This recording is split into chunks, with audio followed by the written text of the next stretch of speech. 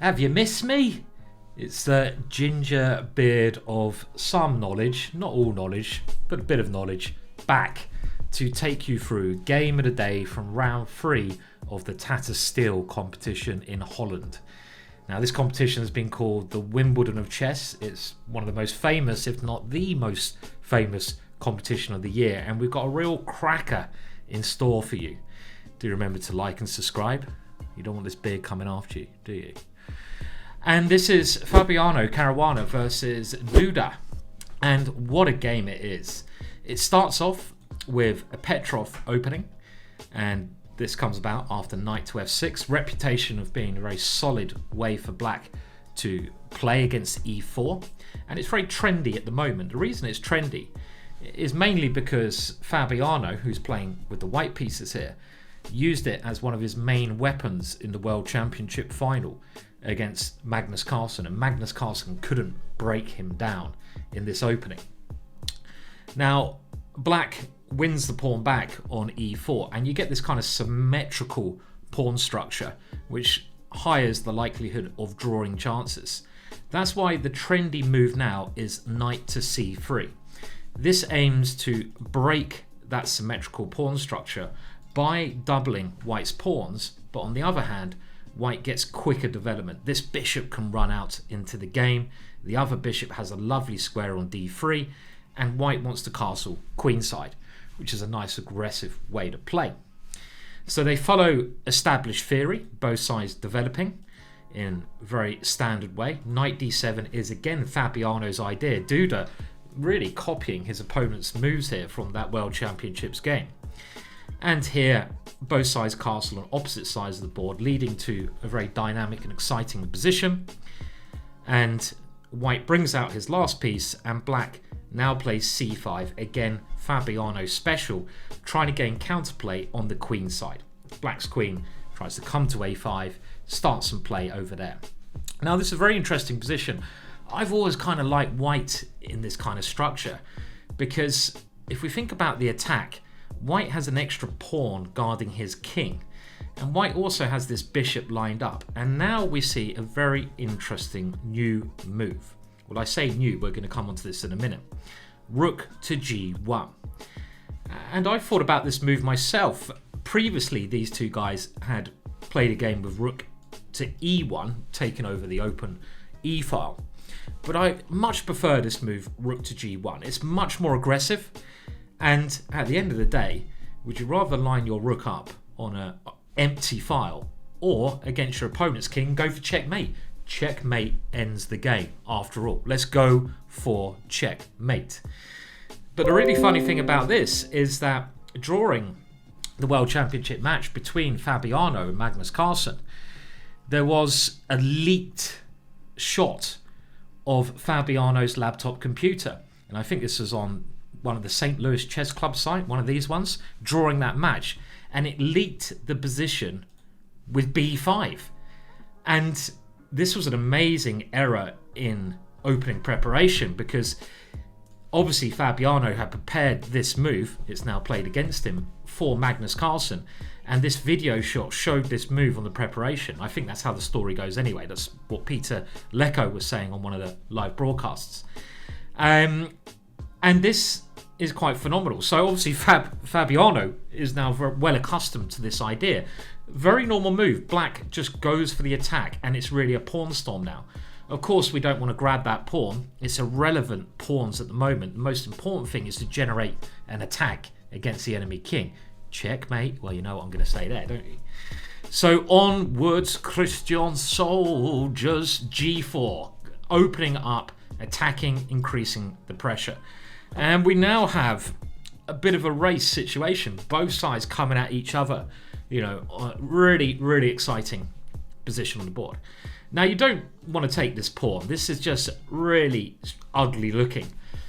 Because, again, pawn's not important. And after the very clever bishop h6 move, Fabiano would be opening up lines towards the black king quicker. For example, if you take the bishop, the queen flies in, and there's a big threat of rook takes g4, and if white's able to play this move, it drags that knight away from defense of h7, and the queen slides its way elegantly into that square. Check. Blooming mate. Oh yeah. So instead, we see Duda just developing bishop b7, and this knight's on pre, so it's defended. Duda pushing forwards. The bishop goes into f5, the most active square. The rook lines up logically against the queen, but this move also does create a weakness, and the weakness is the f7 square. Keep an eye on that square. Now, Fabiano moves his pieces to better squares. He's going to keep this g5 move up his sleeve. In some ways, the queen is now well positioned to increase the pressure on these light squares, but this knight takes a nice central square. And now knight to d5. This is trying to also take a central square and aim at white's king. And here the fun really starts. Fabiano throws this knight into black's guts. Have a piece of that, Duda. And I love this move. This is reminiscent of one of my favourite world champions, Mikhail Tal, just going for a sacrificial, brilliant attack. And Fabiano hasn't really been playing much online recently, and it seems like he's quite fresh and with some new ideas, and I really love the way he plays this part of the game. The point is, if this is taken, we simply take back with check, and we're going to win the knight back with the advantage of an extra pawn. So the queen has to move, and the queen now aims to start this counterplay, and again we have this race. Very nice move, queen f3, increasing the pressure. This queen is aiming at the light squares, aiming at the knight. Now let's always remember the white king has the d2 square it can run to in some situations. And here Duda is in a really dangerous situation, and he plays a logical move, bishop f6, trying to defend his king and take aim at the white king. This looks like a good move, defense and attack, but in actual fact this is a mistake. Queen takes a2 doesn't work. Maybe you can discuss why in the comments below. I'll be very interested to hear your thoughts. Can you work out who's going to leave the first comment telling the solution to this move 17? Why is queen takes a2 a bad move? The best move to play was actually the counter attack with knight takes c3, and this has the right kind of energy. When you're in these double-edged positions, you should really always aim to play in the spirit of attack. The best way to defend is attack often, and after queen takes b7 we have knight takes a2, all hell broken loose with a roughly even and messy game. But after bishop f6, the move played in the game, g5 allows white the initiative, hitting that bishop.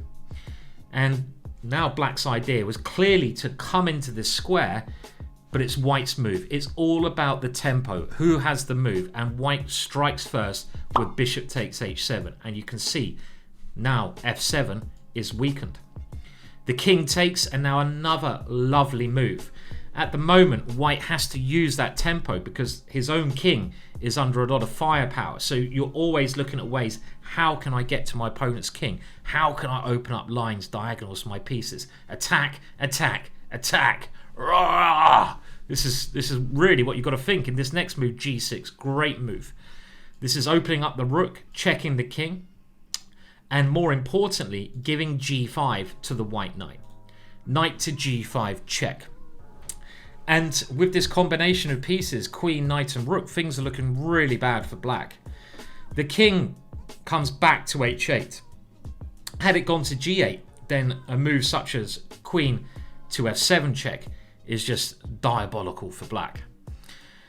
And here another brilliant move by Fabiano, because he has no immediate win, and if he tries chasing the king, well, the king might be able to run away, and you don't want to let that king actually escape towards the center. So he plays bishop d4, and this is a star move. It attacks the king and defends his own king.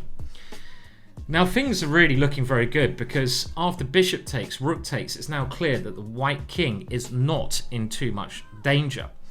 But the black king is threatened with rook h4 check and queen f7 mate. So black has to give up the bishop on b7 and bring this knight back to defend. A counterattack with rook e1 check just doesn't work, because Fabiano calculated that he has rook d1, gaining a tempo against that one, and black's king is helpless to the next attacks which are coming, the queen coming down here, for example.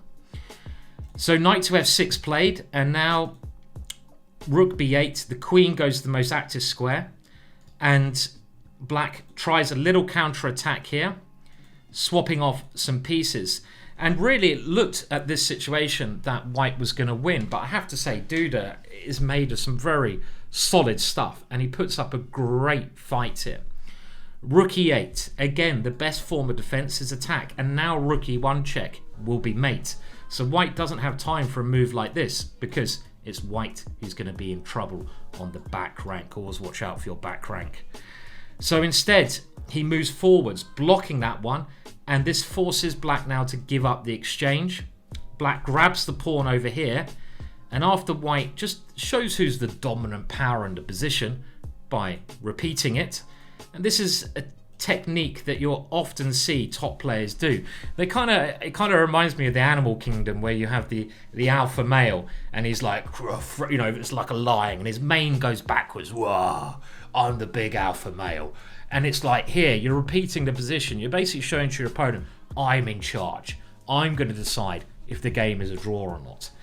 And of course, white should play on, and the only danger is now to his king. So he swaps off into an ending, a very interesting ending, which if you just count the points up, is equal on points. But the rook is so strong. And white just has to try to activate the king here and start picking off black's pawns. So this should be lost. The next critical moment comes a little bit further on. Both sides improving their pieces. The white king does the right thing, running towards the center of the board. But now comes the big mistake. White has got his king to a good position. What should white do next? Well, you have to try and pick off your opponent's pawns. This is a very clever idea, because the knight can sit on c6 in some way. So if you try to come this way of your king, knight c6 is problematic, stopping the king advancing. But you should now play a4, and this is the move Fabiano missed.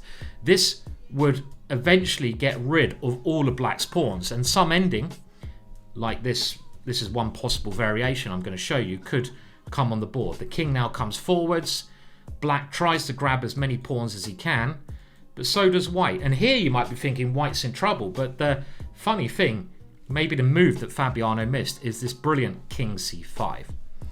The black knight now has no good way to get back in the game, because white's last move is really squeezing that knight, making it sure it can't come back. And here, black's best chance, he's got to get this knight out of dodge. So knight to a3, but this allows white to win those remaining pawns, and I believe this is a winning ending. At some point the white king will move itself around to say g5, the rook will check from the side, and I don't think black will be able to hang on to these pawns. They will drop eventually. Fabiano played rook e1 instead, and now black's defense was just phenomenal. Black moves his king towards the center of the board where it can defend that important d6 square. a4 now, a little bit too late. The pawns are swapped off. King c3 was maybe the last chance here, trying to get into b5. Rook g1, tying that knight down, was played, but black now cements his king around those pawns. And you can see these 3 pawns against 1 can even give black winning chances in some situations if you can just push those pawns forward. So we can see Duda, active defense is really the key throughout this game. h4 played, but it's not clear what white can do. This is trying to distract this knight away, but otherwise how do you break through? Black was just going to check anyway. And now another pawn drops. This is Fabiano's idea, get his king in range of the pawn, but now black uses his knight with some skill. Attacks c2, that pawn has to move. The knight goes to e2, and you might be thinking, yeah, white's doing well here, he's picking up pawns, but black's fantastic idea is this knight move. Threatening knight d5, which should be a check, and after that one, taking on c3. So king a5 played, and now Duda just has to attack that pawn, at the same time stopping rook g3, and the position ends in a threefold repetition. Brilliant play from both sides. I think Fabiano will be very upset with that, because he really forced the pace early on with this fantastic knight to e6 move into the position. And then he played very energetically with the queen coming in and this bishop d4 later on. So very, very nice play from white. But Duda did not give up hope. And they say, against a strong player, it's not good enough to win the game once, even sometimes twice. You have to win the game multiple times. And Duda just showed that here. Never relax when you're playing. You've got to concentrate until you can shake your opponent's hand. Common mistake people make. Do like, do subscribe to this channel. It's been a pleasure. It's nice to be back doing the odd video for the Chess.com YouTube channel. So very happy to be here. And lockdown is going on. The beard ain't growing anymore, but hey ho, at least I can commentate some chess to keep me mildly sane. Mildly is probably the right word.